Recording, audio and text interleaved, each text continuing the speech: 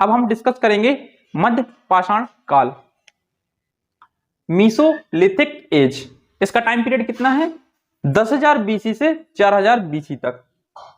दोस्तों देखिए, जो पुरातन मानव था धीरे धीरे डेवलप हुआ, मतलब पत्थरों के उसके औजार थे। अब क्या हुआ, धीरे धीरे उसका और विकास हुआ मध्य पाषाण काल तक आते आते। मध्य पाषाण काल आते आते अब जो उसके औजार थे वो कैसे हो गए? सूक्ष्म पाषाण उपकरण। सूक्ष्म पाषाण उपकरण मतलब कैसे हो गए? छोटे छोटे हो गए और अच्छे से मॉडिफाइड हो गए। मतलब अब उपकरण वो छोटे हो गए और अच्छे से मॉडिफाइड हो गए। ठीक है। और मध्य पाषाण काल की क्या क्या विशेषताएं हैं? मध्य पाषाण काल की विशेषताएं देखें तो अब जो मानव था, पुरातन मानव, ठीक है, उसको जंगली कृषि का ज्ञान हो गया था। जंगली कृषि का ज्ञान कैसे? देखिए, मान लीजिए जो मानव था पहले जंगलों में रहता था, गया जंगलों में, उसने पेड़ों से बीज तोड़े, कुछ बीज उस धरती में गिर गए तो वहां पेड़े जम आए। फिर उनके दिमाग में एक बत्ती जली कि भाई एक बीज डालेंगे तो 10 बीज निकलेंगे। तो धीरे धीरे उनको क्या हुआ? जंगली कृषि का ज्ञान हो गया। किस काल में जंगली कृषि का ज्ञान हुआ? मध्य पाषाण काल में। मध्य पाषाण काल में उनको जंगली कृषि का ज्ञान हुआ। ठीक है। और अब मानव था, अब पशुपालन पर भी निर्भर होने लगा। आज समय बीत, जैसे जैसे समय बीता तो उसमें विकास हुआ उसका। तो अब मानव ने क्या करा? पशुपालन करना स्टार्ट कर दिया। तो हमको पशुपालन के केंद्र मिलते हैं। पशुपालन के केंद्र कहां कहां केंद्र मिलते हैं? 2 जगह केंद्र हमको मिलते हैं कि एमपी में एक जगह है आदमगढ़, एमपी में आदमगढ़, होशंगाबाद के समीप आदमगढ़, और एक है राजस्थान में बागौर, राजस्थान बागौर। ठीक है, यहां पर बागौर, यहां पर हमको पशुपालन के केंद्र प्राप्त होते हैं। ठीक है। इसको राजस्थान का जो बागौर है इसको प्रोफेसर बीडी शर्मा ने, प्रोफेसर बीडी मिश्रा ने, सॉरी बीडी मिश्रा ने, प्रोफेसर बीडी मिश्रा ने इसको खोजा था। तो हमको मध्य पाषाण काल से संबंधित पशुपालन के केंद्र भी मिल रहे हैं। मतलब अब मानव देखो कितना डेवलप हो चुका है। पहले उसके पास कुछ ढंग के औजार नहीं थे, उल्टे सीधे औजार थे। अब उसके पास मॉडिफाइड औजार भी आने लगे हैं। जंगली कृषि भी करने लगा है मानव मध्य पाषाण काल में, और साथ में पशुपालन का कार्य भी स्टार्ट कर दिया है उसने। ठीक है, देखिए आप, पशुपालन भी करने लगा है। पहले भटक रहा था यहाँ वहां जंगलों में, कंदमूल फल खा रहा था, जंगलों में रह रहा था, पेड़ों पर लटक रहा था, चढ़ रहा था, घूम रहा था, फिर रहा था, कच्चा मांस खा रहा था जानवरों को मारकर। अब भाई साहब उसने पशुपालन करना स्टार्ट कर दिया। देखिए कितना डेवलप हो चुका है मानव, ह्यूमन कितना डेवलप हो चुका है। देखिए फिर हम आगे चलते हैं गुजरात। गुजरात, गुजरात के पास एक जगह है लंगनाज।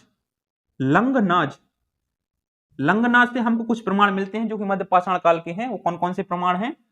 वो प्रमाण हैं कि आपको पत्थर का गदा शीर्ष मिल रहा है, पत्थर का गदा शीर्ष, गदा शीर्ष, ठीक है, पत्थर का गदा शीर्ष। तांबे का चाकू मिल रहा है यहां से भाई साहब, तांबे का चाकू, पत्थर का गदा शीर्ष। ठीक है। एक मिर्जापुर में एक जगह है, मिर्जापुर में एक जगह है लेकहिया, लेकहिया मोरैना पहाड़। वहां से हमको विस्तीर्ण समाधान का उदाहरण भी मिलता है। क्वेश्चन पेपर में क्वेश्चन आ जाए कि विस्तीर्ण समाधान का साक्ष्य हमको कहां से मिला है, तो मिला है मिर्जापुर के पास लेकहिया के समीप मुरैना पहाड़ से। तो मिर्जापुर, यहां से भी हमको मिर्जापुर मध्य पाषाण काल से प्रमाण मिलते हैं, मिर्जापुर। ठीक है, यहां पर हमको क्या मिलता है? विस्तीर्ण समाधान, विस्तीर्ण समाधान का साक्ष्य, विस्तीर्ण समाधान का साक्ष्य मिलता है। मतलब यहां पे क्या हुआ है कि जो मिर्जापुर जगह है, मिर्जापुर है, यहां पर एक जगह है लेकहिया, लेकहिया के समीप एक मुरैना पहाड़ है। मुरैना पहाड़, उसकी खुदाई प्रोफेसर बीडी मिश्रा और जी आर शर्मा ने करवाई थी। वहां पर क्या हुआ कि वहां पर जब उन्होंने खुदाई कराई भाई साहब, तो वहां पर 5 गुफा निवास मिले, शिलाश्रय मिले, जिसमें से शिलाश्रय 1 में, जो शिलाश्रय 1 था, जो पहला था, उसमें 17 कंकाल ऐसे मिले हैं जो कि हाथ पांव फैलाए हुए लेटे हुए मिले हैं, हाथ पांव फैलाए हुए लेटे मिले हैं। तो इसलिए उसको कहेंगे विस्तीर्ण समाधान का साक्ष्य कहां से मिला है? मिर्जापुर से, मिर्जापुर से। ये क्वेश्चन बन सकता है पेपर में, नोट डाउन कर लीजिए इसको। ठीक है, बहुत इंपॉर्टेंट क्वेश्चन है कि विस्तीर्ण समाधान का प्रमाण कहां से मिलता है? मिर्जापुर से। ठीक है। और पशुपालन के केंद्र तो आप जानते हैं आदमगढ़ और राजस्थान बागौर। ठीक है, ठीक है। अब हम एक चीज के बारे में और बताएंगे जो कि एक्सेप्शन है, कि विश्व के प्राचीनतम जो मृदभांड निर्माण के, जो विश्व के जो प्राचीनतम जो मृदभांड निर्माण के बर्तन हैं, मृदभांड, वो हमको इलाहाबाद के पास चौपानी मांडो से मिलते हैं। अगर पेपर में क्वेश्चन आ जाए कि विश्व के सबसे प्राचीनतम मृदभांड कहां से प्राप्त हुए हैं, तो आप आंसर लगाएंगे उसका चौपानी मांडो इलाहाबाद, चौपानी मांडो इलाहाबाद। यहां से आपको साथ ही गोलाकार झोपड़ियां भी मिलती हैं, और विश्व के मृदभांड निर्माण के प्राचीनतम प्रमाण चौपानी मांडो से हैं, जो कि आज उसका नाम प्रयागराज हो चुका है। सॉरी, मैं इलाहाबाद देना हूं, माइंड मत कीजिए, ठीक है। उसका नाम प्रयागराज हो चुका है। ठीक है, अब हम आगे चर्चा करते हैं कि और कुछ जगह हैं जो कि मध्य पाषाण काल से संबंधित है। जी भाई साहब, अभी तो मेन जगह है ही है, उसको मैं साफ करता हूं फिर आपको बताता हूं। ठीक है, इसको मैं साफ करता हूं, ठीक है, नोट डाउन करते जाइए सभी लोग।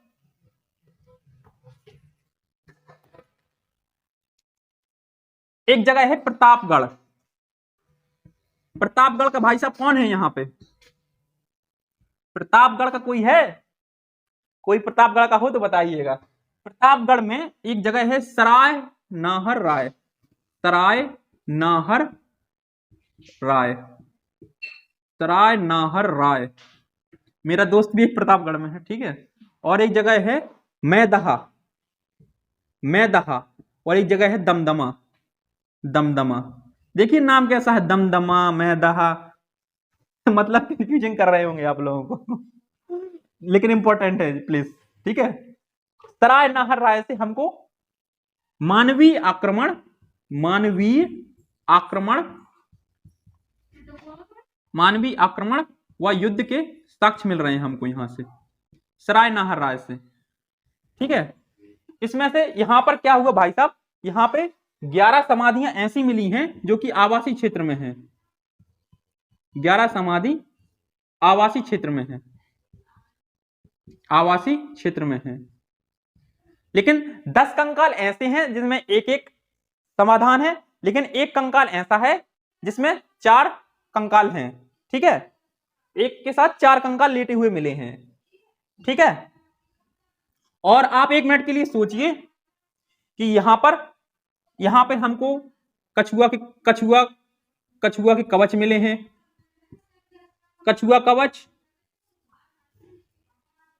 हाथी की पसलियां,